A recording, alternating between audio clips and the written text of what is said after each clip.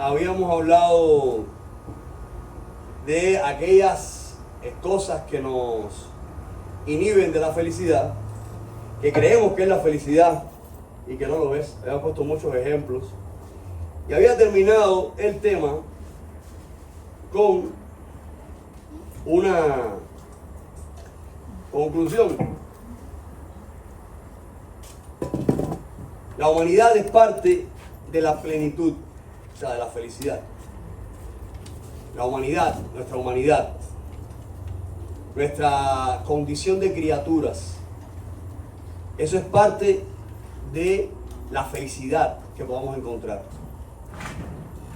Es parte de la plenitud, o sea, ser consciente, tomar conciencia de nuestra humanidad, tomar conciencia de nuestra condición de criaturas. Eso es parte de encontrar la plenitud de la felicidad. Quizás, parafraseando a Sócrates, el gran sabio, el padre del idealismo griego, el gran sabio griego, el padre del idealismo, cuando vinieron a preguntarle unos detractores de él, oye, le dijeron, dice el dios Apolo que tú eres el hombre más sabio de Grecia. ¿Es verdad? Él dijo, sí, es verdad. Y ¿sabes por qué? Porque yo soy el único hombre en Grecia que sabe que no lo sabe todo. Este reconocimiento de la humildad, de la humanidad, de ser criatura, es parte de ese encuentro con la felicidad o con la plenitud. Quiere decir hoy una condición elemental, que hay una condición elemental para apreciar la plenitud de la felicidad, que es la humildad. Reconocer que me pueden pasar cosas, que soy vulnerable, que me pueden pasar cosas buenas y malas, que no soy Dios, que soy vulnerable, que no por eso pierdo la plenitud, sino que en esas levantadas y en esas caídas se va cocinando la plenitud. Es parte del camino, es el proceso como tú vas aprendiendo. En esas levantadas y caídas tú vas aprendiendo y tú vas disfrutando, degustando de la felicidad, de la plenitud de la misma. La felicidad depende del conocimiento de nosotros mismos, depende de saber quiénes somos y de las decisiones que tomemos frente a cada reto. La vida va a estar llena de retos, van a haber obstáculos, es parte del proceso. Esos retos, esos obstáculos me van a infringir, me van a obligar a tomar una decisión. Yo puedo decidir el mal, yo puedo decidir odiar, yo puedo decidir lo que sea. En esa decisión justamente es clave, esa decisión es clave para sentir o alcanzar la plenitud de la felicidad. No rendirme ante los retos, enfrentarlos, no rendirme, ante los retos, enfrentarlos con la humildad de la criatura que soy y buscar las soluciones por la divinidad que vive en mí. O sea, yo voy a reconocer que esos retos son parte de mi humanidad, que yo he de pasarlos, que puedo tener una hija o un hijo con problemas, un padre, una madre con problemas, que pueden pasarme esas cosas. Que puedo tener un escollo hoy, un conflicto mañana, claro que sí, pero yo no me voy a rendir ante esos retos. Yo voy a enfrentarlos con la humildad, con la humanidad que tengo, pero voy a buscar las soluciones con la divinidad que vive en mí. Porque es un hecho para nosotros que somos criaturas, pero hechos a imagen y semejanza de Dios. Luego, hay una humanidad latente en nosotros, pero hay una divinidad que vive en nosotros, porque estamos hechos a imagen y semejanza de Dios. Y eso lo explica la Hocha. Cuando tienes un santo, cuando tienes una coronación, dice que tenemos coronado un santo en la cabeza, estamos coronados, tenemos una ceremonia, una consagración, un sacramento, así como el sacramento de la orden sacerdotal de un sacerdote católico, cristiano católico. Así, cuando nos coronamos santos, cuando nos hacemos la cariocha, es como se llama la ceremonia, en nuestra religión afrocubana, evidentemente ese sacramento implica una divinidad en nosotros. O sea, es el recuerdo de esa dualidad que representa a Jesucristo, verdadero Dios y verdadero hombre.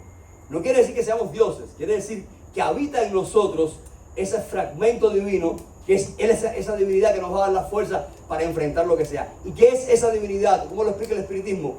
En que la vida nunca muere, en que el espíritu vive eternamente.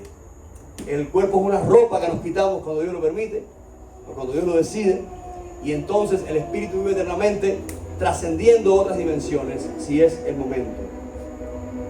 Eso elude, habla, dice mucho de la divinidad que vive en nosotros. Luego, cuando estemos en este más acá y tengamos que enfrentar los problemas que sean, los conflictos que sean, enfrentémoslo con alegría. Bueno, hay que enfrentarlo. Bueno, puedes estar triste en ese momento, claro, o solo, o afligido.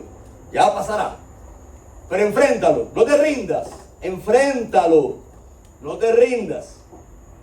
Y una vez que lo enfrentes, vas a tener recursos que están en este nivel, en esta dimensión espiritual, que son los recursos que te va a dar esa divinidad que vive en ti. Luego todos participamos de una hermosa herencia, que es la divinidad. Y creyendo, aún vulnerables, en esta realidad hemos de enfrentar las peripecias de la vida. Con paciencia, humildad, pero sin rendirnos. Claro que dudaremos, tendremos miedo y todo lo que implica un acontecer u otro. Pero optando por la luz, por Dios y por sus reglas, jugando con sus reglas, podremos vencer. Y aquí venía entonces, ¿qué reglas? Yo les decía a ustedes en el tema pasado, continúa la semana que viene. Y miren qué cortico es, no se preocupen, muy cortico. No va a ser tan pesado. Bueno, espero que no sea pesado esto que hablamos. ¿Cómo entonces, qué sentido tiene estar aquí parados o estar aquí sentados si no ser más felices? Quiero ser más felices. Y entonces ya, el que quiera ver el tema pasado que lo vea, para que entienda un poquitico. Y al final del tema pasado se hablaban de jugar con las reglas de Dios. Hay muchas maneras de explicar las reglas de Dios. Pero hubo un momento en que Jesucristo iba a comenzar su misión, iba a comenzar su ministerio, su trabajo. Aproximadamente tenía 33 años. 30 años, de 29 para 30, y fue llevado entonces al desierto por el Espíritu de Dios. Fíjense qué interesante, al desierto. Fue a un lugar desierto a prepararse para su misión. Así como un boxeador, un deportista cualquiera, de cualquier deporte, ha de prepararse para poder competir. Tiene que entrenarse en su gimnasio, practicar las técnicas del deporte que sea. Así, un maestro espiritual ha de prepararse. Pero nosotros no vamos a escoger ese momento. Porque no dice el Evangelio, la Biblia no dice, en el Evangelio de Lucas, él fue al desierto a prepararse. No, dice el Espíritu lo llevó al desierto. O sea, Dios te va a forzar en esa magnífica historia personal de cada cual. Dios te va a forzar, el ángel de tu guarda, la energía divina que habita en ti, el mundo de Dios en ti, te va a forzar a que entres al desierto. Luego, esos problemas, esos conflictos que estás presentando, maybe son un desierto al que tú has sido forzado para que tú crezcas, para que tú aprendas algo nuevo. Yo les invito a que hoy le den gracias a Dios por las cosas malas que nos pasan. Hoy yo lo estoy haciendo de manera muy especial, por algo bueno que tengo que agradecer a Dios. Entonces, él es llevado al desierto. Dice, lleno del Espíritu Santo, Jesús salía del Jordán y fue llevado por el Espíritu por el desierto, siendo ahí tentado por el diablo durante 40 días. Durante ese tiempo no comió nada y al final tuvo hambre. Entonces el diablo le dijo, si eres hijo de Dios, di a estas piedras que se conviertan en pan. Pero Jesús le respondió, la Escritura dice, no solo de pan vive el hombre. Entonces, llevándola a una altura, el diablo le mostró en un momento todos los reinos del mundo y le dijo, te daré todo este poder y la gloria de estos reinos, pues me ha sido confiado y le doy a quien yo quiero. Adórame pues y todo será tuyo. Pero Jesús le respondió, la Escritura dice, el Señor tu Dios debes adorar y a Él solo debes servir. Luego le condujo a Jerusalén y le hizo subir al parapeto del templo. Si eres hijo de Dios, le dijo, tírate de aquí para abajo, porque la Escritura dice, pondrá a sus ángeles a custodiarte, te sostendrán sobre sus manos por si lastimas el pie con una piedra, pero Jesús le respondió, ya está dicho, no debes poner a prueba al Señor tu Dios. Agotadas todas estas tentaciones, el diablo lo dejó para volver a la hora señalada. Dice que fue llevado al desierto por el Espíritu, fue forzado, fue obligado a entrenar al Espíritu, a doblegar al Espíritu. Lo forzaron. Nos fuerza, la vida nos fuerza. Y caemos en una depresión, en un problema grande con una pareja. Caemos en un problema grande de salud. Caemos en un problema grande porque no entendemos cómo voy a vivir ahora en este momento de mi vida. Cómo yo voy a salir adelante en este momento de mi vida. Que me ha pasado algo grande. ¿Qué hago con mi vida? ¿Qué hago? ¿Qué hago? ¿Qué hago? ¿Hacia dónde me dirijo? Si yo toda mi confianza estaba puesta aquí en este problema, en este camino, ya sea con una relación amorosa, con un trabajo, con un dinero. ¿Y ahora qué hago? ¿Cuántas veces no hemos estado delante de esa encrucijada sin saber qué hacer? A veces llorando, preocupados, atormentados, sin saber qué hacer. Estás en el desierto y estás siendo forzado a dar un brinco, a saltar. Te digo, yo te confieso, no se ha acabado el mundo. Hoy lo puedo decir con un conocimiento de causa mucho más vasto que ayer. No se ha acabado el mundo. No ha pasado nada. Como decía un ahijado hoy en un mensaje. Como diría Changó en Ornimbara. Cuando Changó llegó al monte, estaban todas las peonías como locas, nadie podía dormir. Era un tormento lo que se vivía. Todo el mundo estaba atormentado, era un vendaval lo que estaba pasando. Todo el mundo preocupado y Changó con una seguridad absoluta.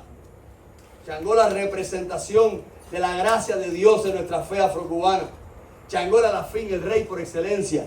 Changó a quien todo se le entregó, a quien todo se le dio. El rey de Odón, el rey de la música. Changó, el santo más espectacular, donde los africanos tenían tanto temor, tanto respeto a Changó, que no se atrevían a hablar, sabiendo que Obatalá es el padre de la humanidad y que todos habían nacido de Obatalá, inclusive Changó. No se atrevían a hablar que fuera más grande que Obatalá, por el respeto tan grande, la gracia y por el amor de Changó a la humanidad. Porque lo dio todo, porque se quedó aquí, porque lo entregó todo. Porque Changó se entregó, bajó, se vio que el mundo estaba lleno de problemas y decidió no regresar a su estado de confort. Se quiso quedar en medio del problema, que es lo que significa su nombre, justamente por eso. Para enfrentarlos y para librarnos de los problemas. Changó que fue a la guerra con el diablo, para derrotarlo y para acabar con el mal en el mundo. Y por poco pierde la vida. Bueno, pues Changó llegó en ese momento al monte, en ese instante, en Ondimbaran estaba todo virado de patas arriba, y dijo, ¿qué les pasa a ustedes? Podría decirlo con mis palabras, ¿ustedes no tienen fe? Cabiosile. Cabiosile. ¿Qué quiere decir cabiosile? Quiere decir, aquí no ha pasado nada. Aquí no ha pasado nada. Cuando veas la noche muy negra, cuando lo veas todo muy oscuro, cuando no tengas ya fe prácticamente porque tú no ves solución, porque no sabes para dónde vas a caminar, agárrate de esa palabra de Changó. Te puedo dar muchas soluciones. Y di cambio así, aquí no ha pasado nada. Yo voy a resurgir, yo voy a renacer porque tengo fe. Porque esto es un momento de desierto en el que tengo que aprender algo. Algo tengo que aprender. Y en ese momento de desierto, Jesús iba a aprender, a prepararse para su misión. Y fue llevado por el Espíritu. Porque esas cosas malas que te pasan vienen de pronto. Te sorprenden. Y ahí te cuestionas la vida entera, Dios mío, te cuestionas la vida entera. Y dices, ¿pero por qué? ¿O para qué? ¿O qué hice? ¿O cuánto he fallado? ¿O en qué he fallado? Porque empieza a surgir en nosotros, y lo explicaré después, la culpa, ese desastre aprendido, mal aprendido, que también está en nuestro cuerpo humano, que es la recompensa. O sea, aquello que yo hago, aquello que obtengo por el bien que hago, la recompensa que obtengo por el bien que hago. Ahora lo explico breve. O el golpe o el castigo que hago, que recibo por el mal que hago. Luego, siempre que nos pasa algo malo, o que estamos en el desierto, en ese conflicto, en esa angustia, en esa tristeza, en esa depresión, en esa soledad atormentadora que nos roba la paz, pensamos quizás que tenemos culpa o culpamos a otros. Decía alguien por ahí que todos somos neuróticos, y decía un gran psicólogo, o un buen psicólogo, decía que las personas neuróticas buscan culpables y las personas maduras buscan soluciones. Empieza en ese momento de desierto la neurosis a asaltar nuestra mente y a buscar culpables. Culpamos al otro, nos culpamos a nosotros y empezamos a generar culpas en vez de buscar soluciones. Y no despertamos la conciencia que en ese instante de desierto tengo que aprender algo. Yo les invito a que pregunten a Dios, ¿qué tengo que aprender hoy aquí en este minuto? ¿Qué tengo que aprender? ¿Qué tengo que cambiar en mi vida? Algo he de cambiar, algo tengo que aprender. Tengo que dar el brinco porque ese estado de desierto, ese desierto al que tú has sido convocado, llevado por el Espíritu, es un momento que te va a obligar a dar el brinco, a cambiar, a superar cosas. Porque no vinimos aquí para quedarnos estáticos para siempre, para ser los mismos que fuimos. Esta gente que te dice, yo no tengo nada de qué arrepentirme, yo no los entiendo, parece que nacieron hoy. Siempre hay que arrepentirse de cosas, porque un día no pensamos como hoy. Pero qué bueno que nos arrepentimos de algo que hicimos mal. Bueno, está bien que no cargues con la culpa, no hay que cargar con culpa ninguna. Porque tú en aquel momento no tenías el conocimiento que tienes ahora, no pasa nada. No es que te cargues con la culpa. Quiere decir que si lo haces ahora con este conocimiento no repetirías el mal. Porque has ganado sabiduría, porque has evolucionado, porque has avanzado. A eso me refiero. Bueno, en ese instante de desierto, pregúntale a Dios. Cree en Dios, amigo mío, paréntesis. Cree que Dios existe. Cree que Dios existe. ¿Cómo te vas a pelear con Dios? Ya no mirarlo. Hoy no puedo contarle muchas cosas, pero no.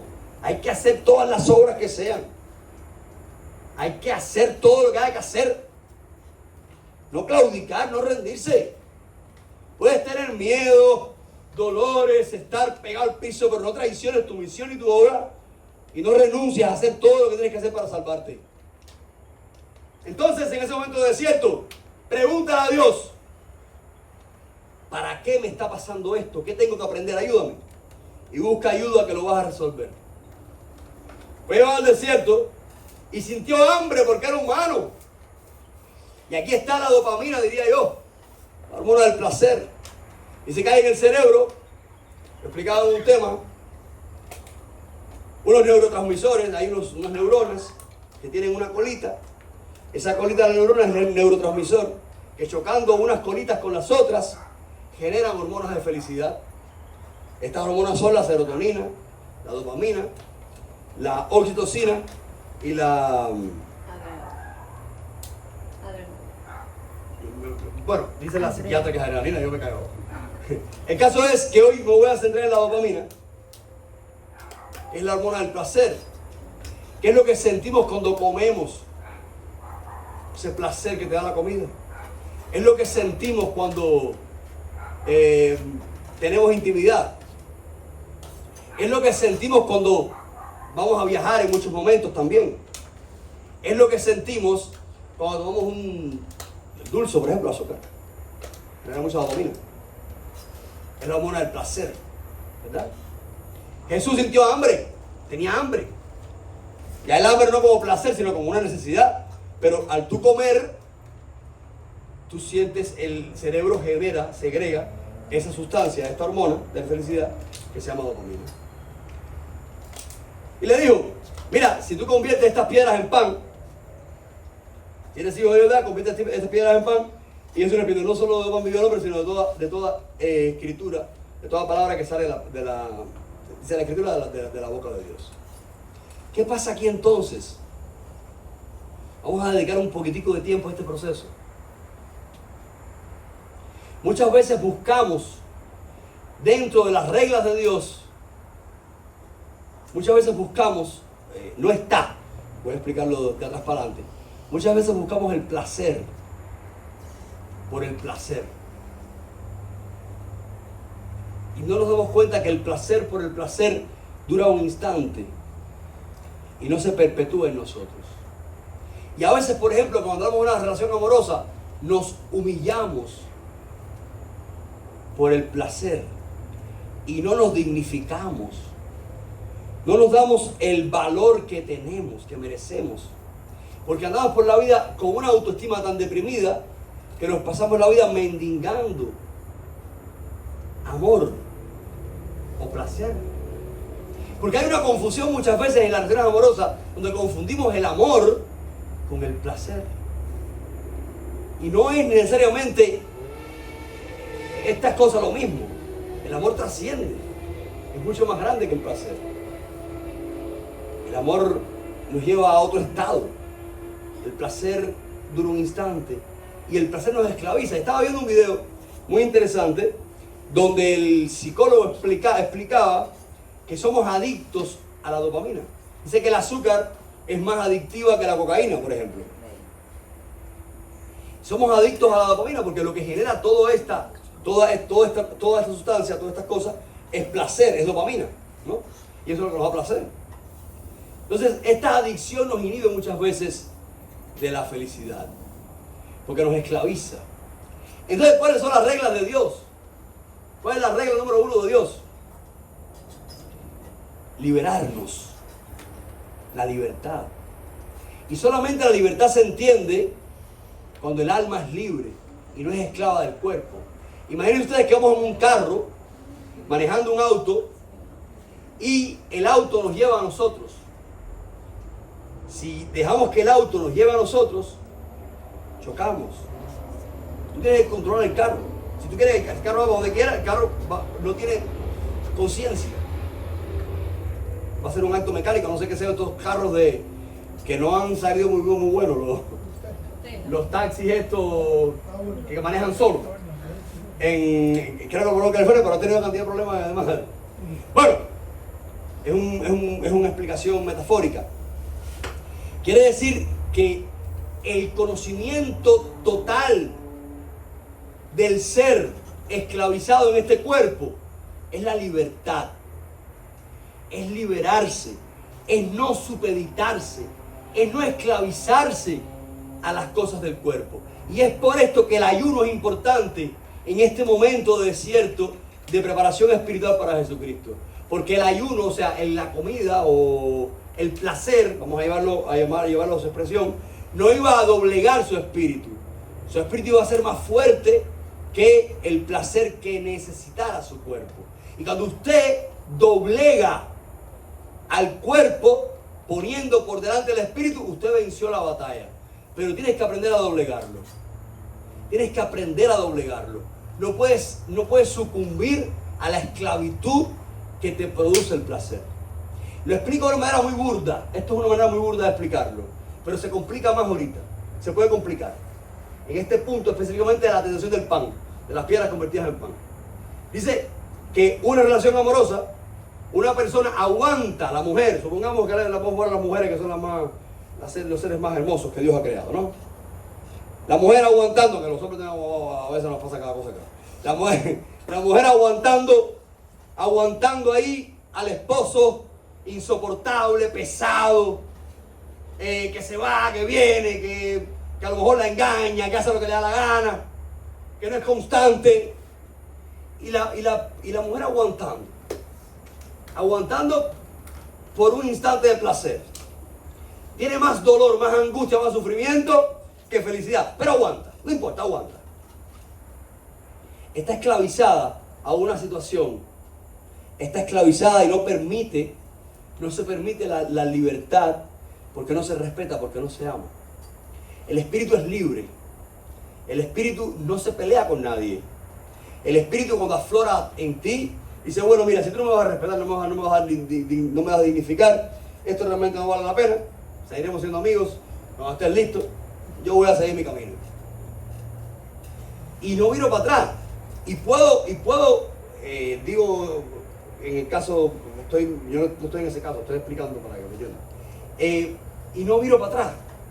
Y yo sé que voy a estar en una etapa de desierto, que la voy a pasar difícil, que voy a extrañar, porque estaba acostumbrado, porque tenía cierto apego. Los occidentales somos muy apegados a las cosas. Estaba acostumbrado a ese proceso. Pero yo voy a aguantar, me voy a dignificar a mí mismo, voy a crecerme y no voy a regresar a que me apabullen más. Me voy a liberar. Porque no es vida aquello. Porque por un instante de placer no vale la pena. No es vida aquello. No me voy a rebajar. Y yo me libero. Y cuando yo me pongo ahí arriba, llega un momento que pasó el desierto, Yo aguanté, yo crecí, yo busqué las maneras de superarlo, lo superé y yo puedo ver a esa persona y no siento nada por ella. ¿Y qué pasó? Me liberé, crecí y quizás encontré en ese instante, en ese momento de desierto, de angustia, encontré la solución para que más nunca me pase eso. Y más nunca me pasa. Y más nunca me pasa. Y entonces, ¿qué tendría que hacer yo? ¿Reprocharle a Dios por lo que me pasó? No. Le daría gracias a Dios por aprender algo nuevo. Porque crecí. Y la vida se trata de eso constantemente. Ahora veremos las otras dos. Estas son las reglas de Dios. A veces el desierto implica decir que no. Muchas veces el desierto implica decir que no. Las reglas de Dios implican decir que no. Las reglas de Dios implica decir no, lo voy a hacer. No voy a seguir ahí, sin pelearse, sin llenarse de odio ni de rabia. No voy a seguir por ahí. Y aquí podríamos complicarlo más, con infinidad de situaciones. Yo contaba en la misa pasada de un ahijado que tenía adicciones con el alcohol y con otras cosas. Y de buenas a primeras se liberó de todo aquello gracias al santo que tuve la oportunidad de ser su padrino, de hacerle. Y gracias a su voluntad. Fue una combinación de voluntad y gracia de Dios. ¿Qué pasó ahí? Se liberó de una esclavitud que le proporcionaba placer en un momento, pero más nunca en la vida volvió a sucumbir en aquello que después del placer le traía problemas y tormentos. Y estas son las adicciones. Pero somos adictos a tantas cosas, ¿no? Entonces, en esta primera tentación, esta primera regla de Dios, es ser más grande, ser más fuertes en el espíritu que el placer que recibe el cuerpo. El cuerpo es el ropaje, es el carro, y tiene que ser conquistado por el espíritu. Yo no voy a sucumbir al placer. Yo no voy a decir que no a la droga. Yo no voy a decir que no a todas las sustancias que van a intentar someterme por un instante de placer.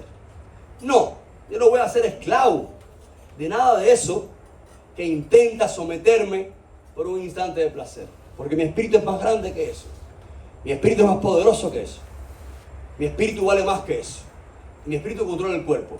Y dentro de las reglas de Dios está justamente que el cuerpo no controla al espíritu, al alma, sino que el alma controla al cuerpo.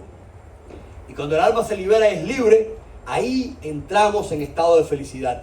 Eso es estado de plenitud. Por eso decía en el tema anterior que mantenerse en estado de plenitud es cumplir con las reglas de Dios. Nuestra fe afrocubana tiene un nombre. Se llama regla de Ocha y culto a Ifá. Así como en Brasil se llama candomblé o unganda, así como en otras partes del mundo tienen otros nombres, en Cuba se llamó y se llama regla de Ocha y culto Ifá, porque es una regla a seguir. Hay reglas a seguir. Yo he tomado este camino para explicar esto, las tentaciones, para que ustedes entiendan que si no cumplimos con las reglas, no nos va a ir bien en la vida. Nos va a costar entender el camino. Nos va a costar vivir el camino. Nos va a costar disfrutar el camino. Nos va a costar vivir en plenitud. Es elemental entender las reglas. Es elemental entender esta regla. Que el cuerpo no va a ser esclavo del placer. Ni el espíritu tampoco. El espíritu va a liberar al cuerpo y voy a pasar por encima. Entonces está la persona que es diabética, por ejemplo, y que le encantan los pastelitos. Señor, señora, señor. No es con Iliana, caballero, no, mire. No es con Iliana. Oye, por Dios, romería, va a mirar a Iliana. Esto no es con Iliana, esto no es contigo. Te juro que no es contigo, no es nada personal. Es un ejemplo para que se entienda, caballero, por Dios. Para que se entienda, porque aquí ninguno de ustedes es drogadicto, ¿verdad? Yo tengo que hablar del azúcar, por lo menos, para poner ejemplo. Entonces está la persona que es diabética, o supongo tú que no sea, o que tiene conflictos de salud y le encantan los pasteles. Señor, la manteca pastelera hace muchos años. Y el dulce, una persona diabética no puede comer dulce en exceso. Usted entonces no puede aguantarse, no puede aguantarme, porque claro, esa dopamina que te genera el azúcar, el pastelito de guayaba de Miami, qué ricos son los pasteles de guayaba de Miami. Oye, caballero, que en Cuba todo se acabó. En Cuba todo se acabó. En Cuba todo se acabó. Increíble. Oye, más fuera fue Miami, hoy todos los días. Un aplauso a Miami, caballero. Más fuera fue Miami, todos los detractores de Miami. Lo siento mucho por ustedes. Si son cubanos, no saben lo que hacen. Cuba existe gracias a Miami. Todos los cubanos de todas las generaciones tienen que darle gracias a Miami, que nuestra comida se mantuvo viva en Miami. Nuestra cultura culinaria existe gracias a Miami, porque en Cuba desapareció.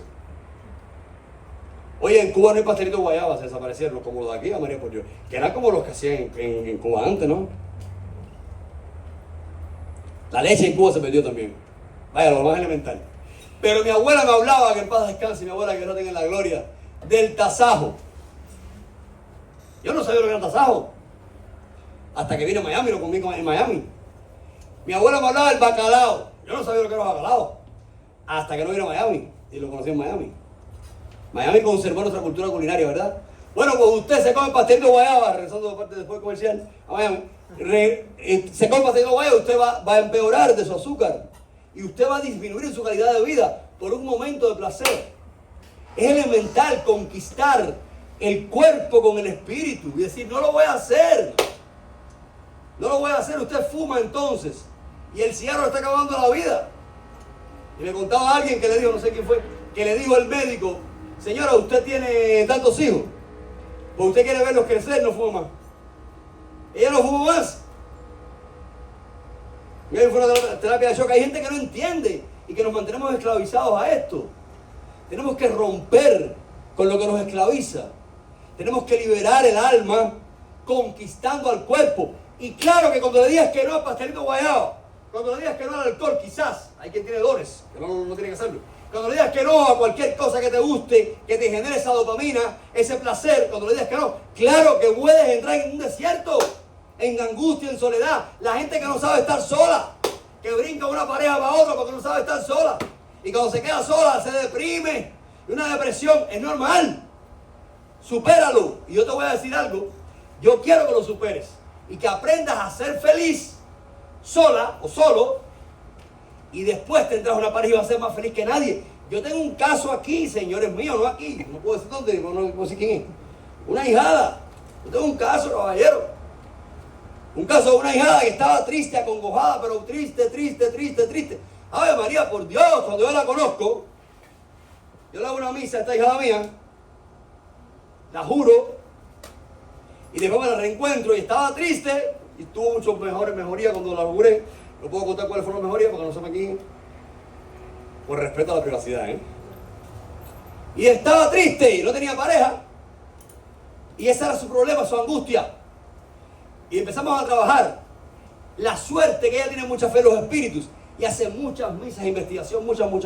Y empezaron a aparecer en la misma investigación muchas vidas anteriores y empezamos a encontrar razones del karma que estaba atravesando, del desierto, de frente al conflicto pareja que estaba atravesando. Y empezó a pasar algo milagroso. Empezó a cambiar su rostro y ya empezó a ser alegre y feliz. No tenía pareja, pero estaba feliz ya. Ya no era la chica triste, acongojada, deprimida del pasado. Ya estaba feliz. Y cuando estuvo feliz, pero feliz, ahora tiene su pareja, pero está súper, pero María, por Dios, ¿cómo está? Toca el cielo y me dice, padrino, cada vez que yo me despierto por la mañana. Y yo miro para el lado. Ay, María, por Dios. Porque está acompañada, no estoy hablando de nada sexual. Está acompañada porque es feliz. Pero conquistó la felicidad antes. La felicidad no depende de esa persona. Depende de sí misma. Depende de la libertad del espíritu. La felicidad no depende de los 10 pasteles guayaba que te vas a comer. Depende de la libertad del espíritu. La felicidad no depende de la sustancia, de la botella de whisky que te vas a tomar, que te tienta. No, la felicidad depende del espíritu. Está a nivel espiritual. La plenitud de la felicidad está a nivel espiritual, no a nivel carnal.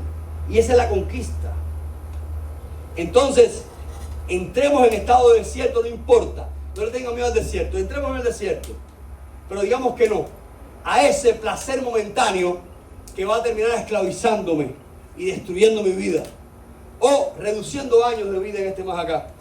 Cuando tienes que estar cumpliendo con la misión a la que vine a cumplir.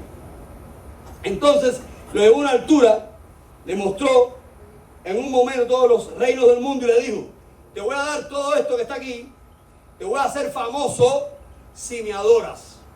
Y Jesús le respondió: la Escritura dice: adorarás solo al Señor tu Dios y a Él solo servirás. Recuerden, al principio, en la primera tentación, en la que hablaba del placer, que entré por ahí, donde Él le responde, Jesús le responde: no solo de pan vive el hombre, sino de toda palabra que sale de la boca de Dios. Esta palabra de la boca de Dios es la regla, señores. Son las reglas de las que estoy hablando. Cuando hacemos santo tenemos un itá. No hay religión. Yo no conozco ninguna. En nuestro planeta, me puede faltar cultura, que tenga un día dedicado solamente para ti. Dios te habla a ti. Porque el itá es la palabra de Dios. Porque el oriaté, antes de hacer itá, fue delante del sol, invocó a Dios y le dio conocimiento a Dios de lo que está pasando. Y le dijo a Dios, con los cantos que está haciendo: ñangare, ñangare, ñangare, itaco bolorin, cauco bolorum, ñangare, itaimale, ñangare. Le dio conocimiento a Lofi, a Dios, para que Dios envíe su palabra a través de una cosa que le llamamos los astrales, que son los Sodum, el oráculo del Señor. El oráculo de Dios, me atrevo a decir el oráculo de Dios, dilo tú en este caso. Ahora, esa palabra que Dios envía al Orí, a Te, al Orí, a la inteligencia de la estera, que es el Oriate, la va a interpretar cada orilla que esa persona recibió. Empieza el lenguaje a interpretarla, pero es palabra de Dios. Porque si no fuera palabra de Dios, no se hacía ñangareo. El lenguaje lo interpreta en esta dimensión humana, porque el lenguaje estuvo en esta dimensión humana, vive aquí, y interpreta la palabra de Dios en esta dimensión humana. Luego, ese día de Itá, ese Yahweh, tiene la palabra de Dios personalizada, solo para Él, único en el mundo. Y nadie tiene un Itá igual al otro. Nadie. Todo el mundo es irrepetible. Como una función de teatro, para que entiendan, es irrepetible. No existe otra. Esa es diferente a la otra. No se mueve el actor igual. Así el Itá. Ningún Itá. Porque aunque sean todos los otros iguales, va a ser igual un Itá al otro. Ningún Itá. Porque ese día es diferente. Porque ese día tú te expresas diferente. Se movió la hora diferente. Usa tu pataquín diferente. Es impresionante. Luego, en ese Itá se va a manifestar la regla de tu vida, la palabra de Dios. No solo de pan vive el hombre, sino de toda palabra que sale de la boca de Dios. ¿Por qué? Porque el cuerpo se muere, señores, o no se transforma, pero el espíritu vive para siempre. Y esa palabra de Dios alimenta el espíritu. Luego en el segundo texto dice el diablo: te voy la fama, la tentación de la fama. Yo quiero ser conocido, famoso. Quiero que me aplaudan. El ego, el maldito ego, la bronca tremenda entre el ego y el self, diría Gustav Jung. Entre el ego y el ser que somos. Yo quiero ser reconocido, quiero ser aplaudido, quiero ser famoso, quiero ser bendecido. Eso me hace falta. Y entonces el diablo le promete que si él lo adora, tendrá todo eso. Claro, la necesidad de ser, y una de las cosas que más me molesta de nuestra religión, es que muchas veces hay mucha gente en las redes que se venden como si fueran Dios. Y no somos Dios. Somos seres humanos, y la humildad es el valor más grande de nuestra fe. Está escrito en el orden Osameyi. Y Olofi determinó que Obatalá fuera el padre de la humanidad, porque fue el único que fue humilde y paciente. Ese valor de la humildad está escrito en la astralidad de Obatalá. Y eso es la razón de por qué Obatalá es Obalayé, Ave María, por Dios. ¿Por qué no lo entendemos? ¿Por qué andamos con arrogancia por el mundo? ¿Por qué andamos creyendo en lo que somos perfectos o impolutos? ¿Por qué fingimos un personaje delante de nuestros allegados, haciéndoles creer que no nos va a pasar nunca nada, que somos mejor que nadie, que como si Como si nunca nos fuera a pasar nada, como si después que nos fuéramos de este mundo se acabara la religión y ya nada más existiera. Somos seres humanos vulnerables, con nuestra dignidad pero vulnerables. Esta tentación de la fama, del creernos mejores que nadie, de que la gente se pone bravo cuando tú le hablas de alguien. Hoy yo puse una foto de Francisco en Facebook, emocionado por su accionar. Y Robert Tico, un hombre que yo admiro profundamente porque le da un ovatalado, María, por Dios. Un ovatalado, uno de los ovatalados más lindos que he hecho en mi vida, o el más lindo que he hecho en mi vida. Me ponía algo muy lindo a Francisco públicamente y yo le contestaba, reconociendo su grandeza. Y no hay nada más lindo que eso. Yo recuerdo un tambor de Obatalá en casa de Joel, mi hija, que yo no bailé, bailó él. Y yo, cuando terminó el tambor, fue tan preciso, Robertito, Olocha, Babalocha, Oló, Batalá, fue tan preciso en ese tambor, fue tan exacto, que yo fui al cuarto y yo le di todo el dinero que tenía en mi billetera. Y mira, yo te tengo que dar esto porque tú lo que has hecho aquí, lo que ha hecho Batalá en ti en este tambor, no vale lo que te han pagado, vale mucho más. Y es que yo estoy tan feliz de haber visto tu Batalá. Y eso me da felicidad ser así. ¿Por qué hay personas que se molestan cuando otros lo hacen bien? ¿O por qué hay quien se molesta cuando otros tienen un fulacheo, una gracia bendecida? ¿Por qué tenemos que ser así? ¿Por qué tenemos que dejar que la envidia o que la rabia o que las cosas feas que pertenecen al ego, o ni al ego, a la oscuridad, nos asalten? Hemos de entender que todos tenemos gracia de Dios y que tenemos que participar de esa gracia como hermanos y compartir esa gracia como hermanos. No es una competencia a ver quién es mejor que nadie. Y esta tentación de la fama o de ser mejores que nadie es peligroso. Claro que cuando explico la idolatría, el precepto mayor del pueblo de Israel, esta fe nuestra es judeocristiana. ¿Por qué? Porque nuestros ancestros, nuestros alagua, obligaron a que nos bautizaran por la Iglesia Católica antes de ser santeros. Obligaron a que fuéramos a la Iglesia Católica los 7 días después que salimos del trono. Obligaban a que sus ahijados fueran a la Iglesia Católica y le pusieran misa a los espíritus. Respetaban la cruz. Pero los cabildos, señores míos, en mi país, los cabildos, en mi primer país, donde nací, los cabildos era la imagen de la caridad del cobre y debajo de la caridad del cobre estaba la sopera de Ochún y se celebraba la caridad del cobre. O sea, hay un sincretismo permitido por Olofi y usted no puede quitarle a ningún santero que no celebre el 4 de diciembre y usted no puede quitarle a ningún santero que no celebre el 5 de octubre. Ay, María, por Dios, el 5 de octubre, ¿no? 4 de octubre, día de San Francisco. Y usted no puede quitarle, usted no puede separar eso, porque es un sincretismo permitido por Olofi, provocado por Olofi, es parte del proceso. Entonces esta accionar de que nuestras alaguas abrazaron la cruz y entendieron que las 7 potencias africanas iban a estar en esa bóveda, 7 vasos, 7 potencias africanas en torno al cáliz, a la copa de la misa católica que representa a Jesucristo. Ese mix que está en esa bóveda espiritual es nuestra fe. Luego nuestra fe abrazó los valores judeocristianos y el precepto judío, el precepto de los israelitas en el libro de Deuteronomio es el siguiente: Shema Israel, Adonai Elohenu, Adonai Yeha. Shema Israel, Adonai Elohenu, Adonai Yeha. Escucha Israel, el Señor es nuestro Dios, uno es el Señor. Y claro que entendemos que Dios es uno solo, porque los orichas no son Dios, no son dioses, no son deidades, son entidades, son seres humanos que vivieron en este más acá, vivieron en nuestras condiciones, o lo finó, vivieron en nuestras condiciones, participaron de ellas y viven y entienden nuestra realidad. Es más complejo de explicar, pero es simple: Dios es uno solo. Y claro que no creemos que esa imagen sea San Lázaro. El santo es Alá y yo, es espiritualidad. Creemos en la espiritualidad del santo.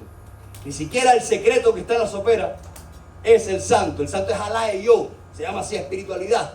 Vive flotando. No puedo explicar más detalles porque no todos tienen santo hecho. El caso es que no adoramos ídolos, ni mucho menos. Pero el tema de la idolatría en este capítulo, en esta regla, esta segunda regla, digámoslo así, no solamente se basa en que adoremos una imagen u otra. Eso es muy tonto en el siglo XXI, ¿no es así? Sabemos que no es San Lázaro, que es una imagen de yeso. Queremos en la espiritualidad de San Lázaro, ¿no es así? Perfecto. Ahora, ¿dónde se basa la idolatría? Cuando le damos características de Dios a aquello que no es Dios. Eso es ser idólatra. Cuando le decimos al novio, al marido, tú eres mi Dios. Cuando no lo tengas al lado tuyo, te mueres porque no es tu Dios. Es mortal, es un ser humano. Pero esto es lo más simple. Cuando le damos características de Dios a cualquier cosa, lugar o persona, ya ahí estamos cayendo en idolatría, señores míos. Cuando le damos a la ira la potestad que nos posea, ya estamos siendo idólatras. Cuando le damos a cualquier cosa oscura que nos posea, ya estamos siendo idólatras. La idolatría es entregarle a alguien la potestad divina, es darle a alguien el lugar de Dios.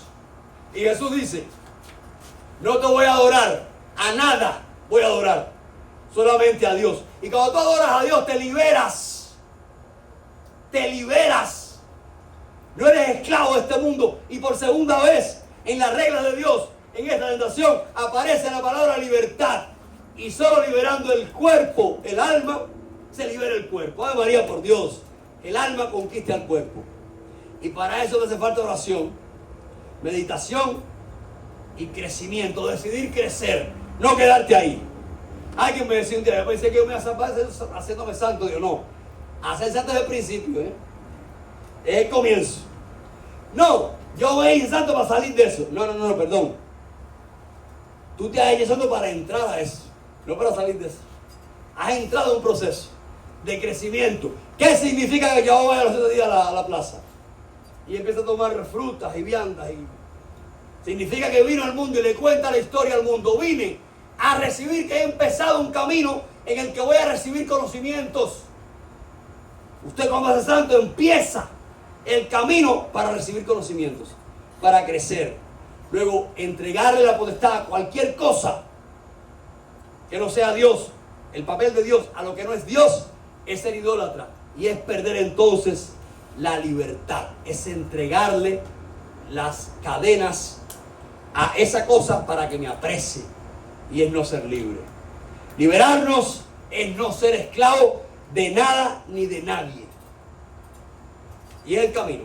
Luego le condujo a Jerusalén y le hizo subir al parapeto del templo. Si eres hijo de Dios, tírate de aquí. Tírate. Si los ángeles te van a salvar. ¿Y cuántas personas con su orgullo, haciendo esto que yo hago, pretenden cambiar el mundo? No te preocupes. Yo te voy a conseguir el marido que tú quieres. Y entonces el hombre está casado, ¿verdad? Y la mujer es la querida. Y viene acá a ser padrino. Y el padrino para quedar bien con la mujer. Número 1, para quedar bien con la mujer. Número 2, con la hijada. Maybe en algún caso para cobrarle los $500 que cuesta el amarre. Le hace un trabajo de hechicería. Y eso está mal. Está mal. Yo tengo una hijada que me hablaba hace un tiempo de que había tomado una decisión. Ella estaba en una relación con una persona casada. Ella había tomado la decisión de romper con esa persona. Y yo le dije, qué bueno que me has dicho esto. Me pedía consejos, una hijada muy querida, y me hacía como un statement muy grande, un mensaje muy grande, explicándome el por qué iba a romper con él. Y le dije, mira, haces muy bien. Yo no te había dicho nada antes porque yo no soy mojigano, porque no voy a dar clases de moralidad. Porque no lo hacemos aquí así. Esa es nuestra manera. Las puertas están abiertas para todo el mundo porque todos nos podemos equivocar un día. Yo me equivoco constantemente. Soy tan pequeño como muchos. Y entonces yo no estoy aquí para decirle lo que tiene que hacer. Pero en ese instante que ella me pide consejo, me cuenta que va a romper y viene a hacer muy bien.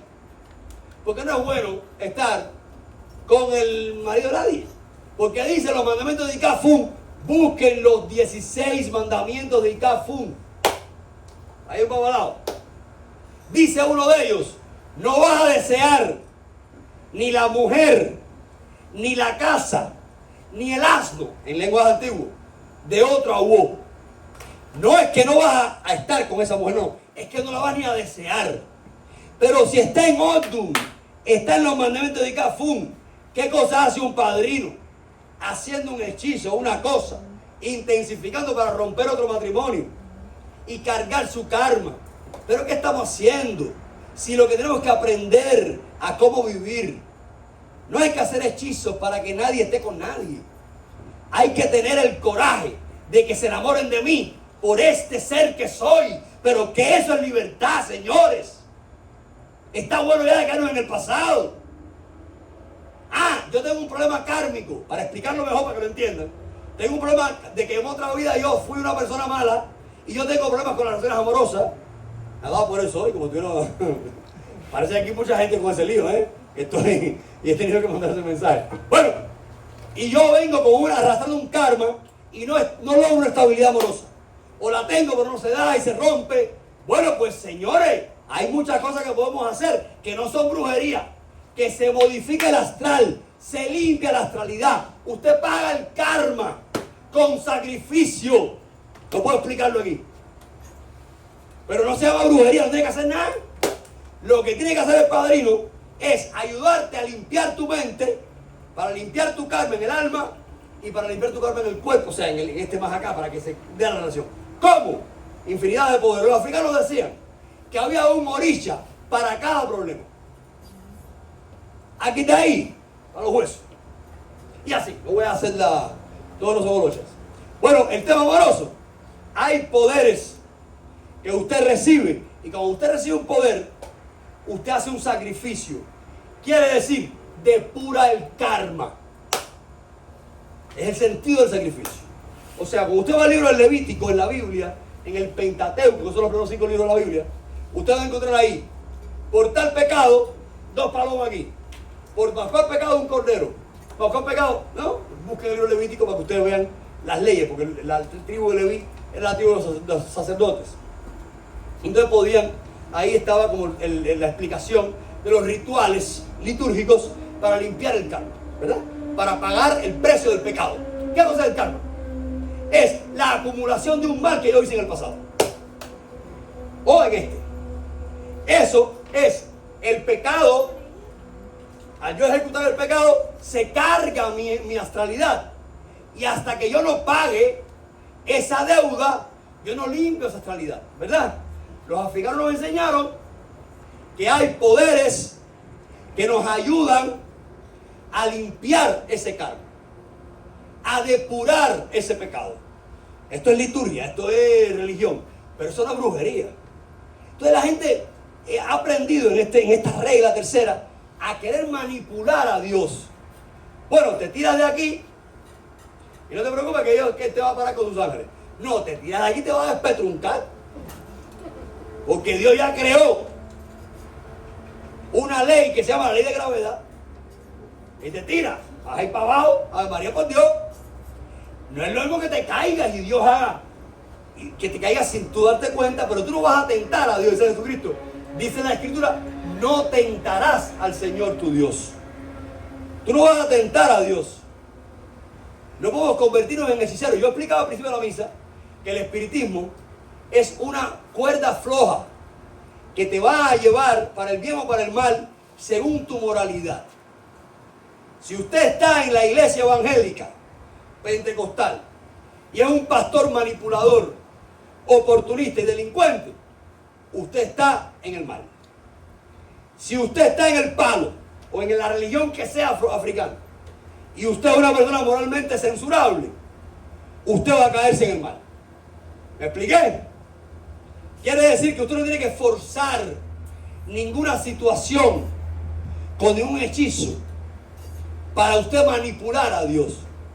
Usted va a ayudar a quien sea con el sacrificio que sea para que salga de la cárcel, si es injusto, y si no ayudarlo a que el hombre se arrepiente, salga, a que un bebé nazca, a que una persona con cáncer se cure, a que una persona sola tenga una relación estable. Pero usted no va a manipular a Dios, porque usted no puede manipular a Dios. ¿Qué caramba se cree usted que es? Usted va a jugar con las energías oscuras. Y si usted juega con las energías oscuras, usted se va a convertir ¿en qué? En esclavo de las energías oscuras. Y otra vez surge en el tercer punto de la noche, y último, para bien de ustedes, la palabra libertad. Porque si usted depende de esa hambre y tiene que convertir las piedras en pan porque no puede más, usted es un esclavo. Porque si usted depende de la fama, del aplauso, de la aceptación pública, entonces usted es un esclavo. Pero si usted depende de esa manipulación de Dios para usted conseguir lo que quiera conseguir en este más acá, usted es un esclavo. La libertad no se obtiene a través de esto. Y estas son 3 reglas elementales que nos conducen hacia la libertad. No tentarás al Señor tu Dios. No le impongas a Dios tu voluntad. Hay personas que quieren manipular las cosas. Esto es una fe primaria. Esto es una fe primitiva. Esto es una fe elemental y ustedes están a otro nivel. O tenemos que estar a otro nivel. Bueno, si tú me das esta cosita, te pongo la capita, San Lázaro. Si por casualidad San Lázaro no dio pie con bola o San Lázaro decidió que no te lo iba a dar, se quedó en cuero 16 de diciembre. No, señor mío, usted le va a poner la capa a la imagen de San Lázaro porque va a hacer su fiesta. Y usted tiene amor a ese santo. Y usted le tiene amor a la espiritualidad divina. Usted le tiene amor a esta cultura que usted aprendió. Usted no le va a poner la capa porque le dio nada. Esto es, dame que te doy. Había una costumbre en Cuba que tú te llevabas, que no me gustaba. Que usted llevaba al vecino un platico con dulce. Cuando a Cuba se llevaban cosas, ¿no? Yo recuerdo que tenía una tía abuela, ya termino en breve, que me encantaba ir a su casa porque qué mujer más buena, por Dios. Qué mujer más buena. Mi abuela paterna, mis 2 abuelas eran muy buenas. Pero mi abuela paterna, en este caso, me llevaba, iba caminando, vivía en una zona que era ciudad y campo, iba caminando, atravesando el campo, iba a casa de toda la familia de ella, que todos estaban desperdigados por ahí, aquí hermano. Y en esa línea de casas que íbamos de su casa a casa de su mamá, de mi bisabuela, que Dios la tenga en la gloria. Y era una visita muy buena. Y en ese peregrinaje pasaba varias casas de sus hermanos. Y había una casa que era la casa de esta señora, se llamaba Leo, era la mujer de un hermano mío, de mi abuela. Yo no me acuerdo del hombre y no me acuerdo de ella. Y yo cuando llegamos a su casa, ella me quería mucho. Bueno, ella era muy buena anfitriona. Siempre tenía casquito de guayaba, mermelada de guayaba con queso. Era impresionante aquello. Era una época, más o menos, Cuba siempre estaba mal, pero ella tenía mate de guayaba en el patio y esta gente que en el campo que hacía cosas, ¿no? Y siempre me brindaba cosas. A mí me encantaba ir a ese lugar porque después la dopamina, ¿no? La dopamina. Los casquitos de guayaba. Qué rico, y los hacía. Me encantaba aquella mujer. Y es que en Cuba siempre éramos muy buenos anfitriones, ¿verdad? Siempre que tú ibas a una casa te brindaban algo de comer, mínimo café. Mi abuela tenía la costumbre, por ejemplo, de siempre cocinar de más para que viniera comiera. Siempre hacía más comida para que viniera pudiera comer. Yo crecí así, por eso es que tú vas a mi casa y tú siempre ves que yo brindo comida o brindo cosas, ¿no? Los que han ido a mi casa lo saben. Y porque es como mi abuela, yo crecí en eso. Claro, Cuba se fue depauperando y como la miseria engendra miseria, el comunismo, el socialismo es el engendro más grande de la miseria que ha traído al mundo, es un arma muy poderosa del diablo. El comunismo y el socialismo son armas del diablo, son armas diabólicas. Ya bien lo decía aquel papa, el comunismo es intrínsecamente diabólico. Y desgraciadamente Cuba ha dejado de ser lo que era, ¿no? Entonces desgraciadamente desapareció eso de la fe. Pero había una costumbre que tú le dabas al vecino un platico con dulce de arroz con leche, por ejemplo, y él tenía que devolverte el platico con otra cosa, con otro dulce, porque era comentarme que te doy, ¿no? Bueno, pues esta costumbre, no conté lo de la recompensa, chica. No conté lo de la recompensa, que tan interesante estaba el tema de la dopamina de arriba, no lo conté. No importa, lo voy a el tema que viene, pero vamos a empezar del principio. El caso es que ese dame que te doy, lo hemos querido establecer con el santo. Y estaba yo, miren qué interesante esto, haciendo mi documental al agua, búsquenlo en mi canal de YouTube, en casa de Alfredo Calvo. Alfredo Calvo era un hombre que era homoañá y tenía todos los tambores, muchos tambores. El tambor de guardo, muchos tambores, porque hay más tambores que los añá, que el tambor patá. Que el tambor patá. Hay muchos más tambores de fundamento, de África. Y yo estuve en su casa en Matanza, entrevistándolo en mi primer película. Y él me dice en la entrevista, un momento, yo no le pido nada al santo así de que, yo no le prometo nada al santo. Miren qué amor al santo. Y me puso el ejemplo con Ogún. Yo le digo, Ogún, esto que te voy a dar es para esto que me vas a resolver. Porque yo sé que me vas a resolver. lo que tú decías ahorita. Y estás declarando en fe que tú vas a ver el milagro. Porque tú crees que el milagro es lo que decía Yacer ahorita. Yo no creo que el mundo espiritual existe. Yo sé que el mundo espiritual existe. Y cuando tú sabes que el mundo espiritual existe, tú sabes que el milagro es posible. Y él me decía, yo no le prometo nada al santo. Yo le digo, yo te doy esto porque tú me vas a dar esto. Esta es ya la gracia que te doy porque sé que lo vas a hacer posible. Y ese es el verdadero religioso. Esa es la fe rotunda. Yo no creo que existe. Yo sé que existe. Yo estoy convencido que existe. A mí nadie puede quitar eso de la cabeza. Estoy convencido que existe. Y este convencimiento me llevó a mí a entender, estas palabras de Alfredo Campos, me llevó a mí a entender que tenemos que romper ese dame que te doy. Ese dame que te doy. Cuando hago una promesa, las promesas, hay gente que promete cosas muy fuertes. Yo, por ejemplo, he prometido, si lo cuento, María Cortina. He prometido, por ejemplo, no voy a decir a dónde, llevar a 5 personas a un lugar específico de espiritualidad. Invitarlos a 5 personas. Para que 5 personas tengan una experiencia espiritual como la que tuve yo en ese lugar. Eso es una promesa que hice, por ejemplo. Entonces, eso es una promesa edificadora. Porque tú le vas a transmitir a 5 personas una maravilla aprendida por ti y apreciada desde el mundo espiritual. Esto construye, esto edifica. Señores, estamos haciendo a un punto más alto en la espiritualidad y en la fe. Y es hacia donde quiero que vayamos. Las reglas de Dios. Jugar a las reglas de Dios.